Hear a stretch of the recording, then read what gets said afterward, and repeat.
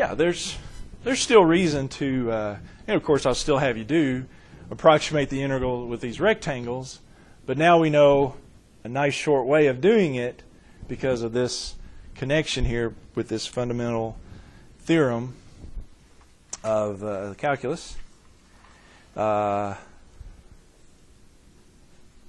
Okay, so yeah, if I want to do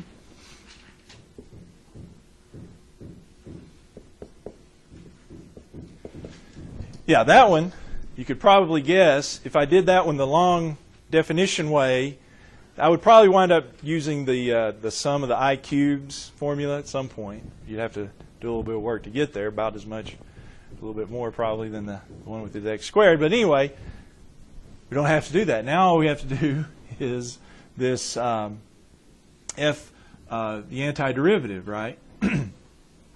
I know that, so it'd be the antiderivative evaluated at 3 minus the antiderivative evaluated at 1. Well,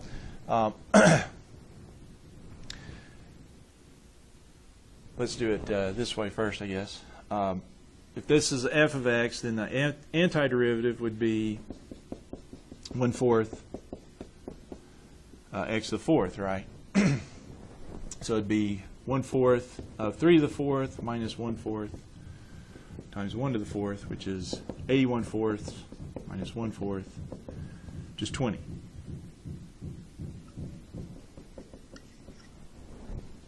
I did all that right. Okay. One page, and you get 20. So it is, it's almost too easy sometimes. Think about it. Because when when we did the derivative rule, we came up with that power rule. That was almost too easy, wasn't it? Because instead of having to go through the limit of the secant lines, you just go right to the power rule and you got it. Well, it's the same sort of thing here. Your antiderivative is what you're going to do. Now, just a little bit about notation. Usually the way you might see this, if let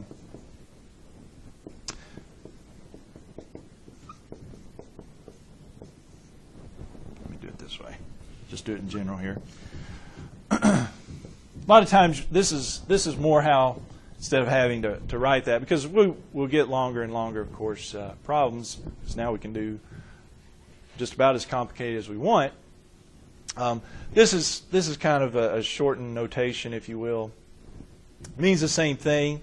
It just says get your antiderivative and then throw in your upper and lower limits. You can keep those indicated over there. All right, so a couple of quick things.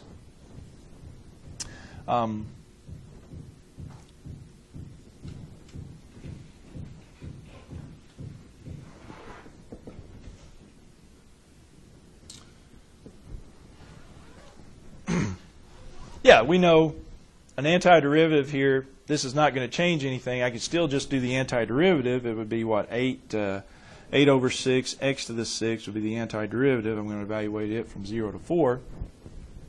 That reduces to be 4/3, so it would be 4/3 x to the 6 evaluated from 0 to 4.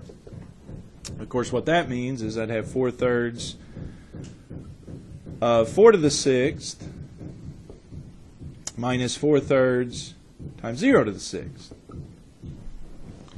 Upper limit minus your lower limit. Just plug in x to be 4 on those. And that winds up being 16,384 divided by 3 minus 0, of course, so 16,384 divided by 3. Okay? What if, and this is where those properties really come in handy, what if we do the integral from -1 to 3 of x cubed minus 5x plus 7 dx. Well, that's still just a polynomial, so the antiderivative is really fairly easy. Like we said, the integral, if you've got subtraction, you just do the antiderivative of each one. So it'd be 1/4 x to the 4th minus 5/2 x squared plus 7x, wouldn't it? From -1 to 3. Yeah, just your antiderivative. Okay. Now the reason I'm not writing c here is because we said we wanted, back on that original paper, the handout, I said let's choose c to be 0. Why did I do that? It's because even if I chose c here to be c, okay, if you think about it, when I go, let's do it down here. If I do plus c here, what's going to happen? I have plus c here, and then I've got minus c here, don't I? Aren't those going to cancel?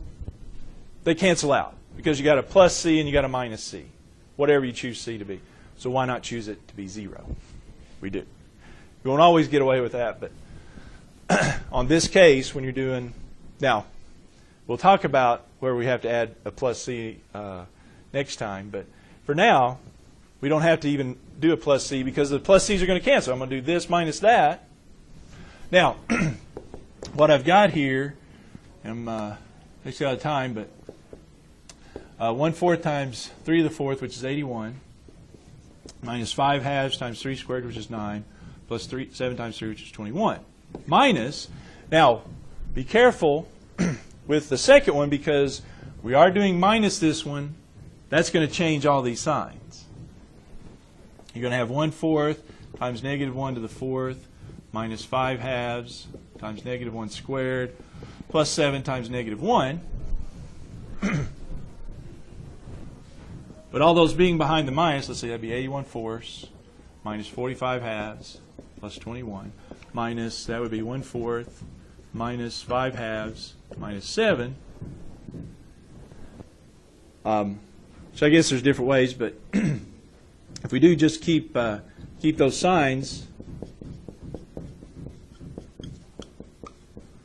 yeah, all those signs change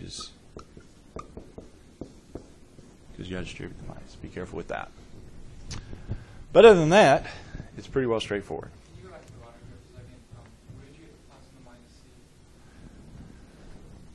If we chose the antiderivative to be plus c instead of saying 0, say it was, officially the antiderivative is saying this plus c, right? So if I put that plus c in there, it's just going to cancel out. So that was just to answer his question. So don't let that. Just choose c to be 0. Let me get this figured out here. 28. Hey, how about that?